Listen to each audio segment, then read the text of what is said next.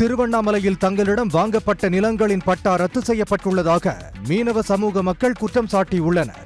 திருவண்ணாமலை மாநகராட்சிக்குட்பட்ட பல்வேறு இடங்களில் மீனவ சமுதாயத்தைச் சேர்ந்த சுமார் 3000க்கும் மேற்பட்ட குடும்பங்கள் வசித்து வருகின்றனர். கடந்த 2006ஆம் ஆண்டு மீனவர்கள் வசிக்கும் இடங்களை அவர்களே வாங்கி கொடுத்தால் வீடு கட்டி கொடுப்பதாக கூறி அப்போதைய ஆட்சியர் வாக்குறுதி அளித்தார்.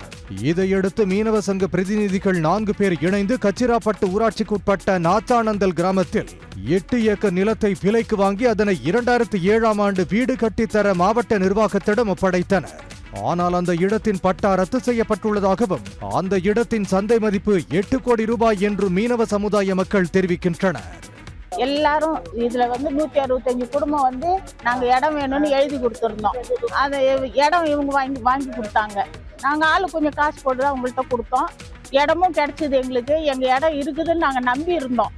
இப்ப திடீர்னு இடம் இல்லைன்னு எல்லாருக்குமே ரொம்ப கஷ்டமாகுது.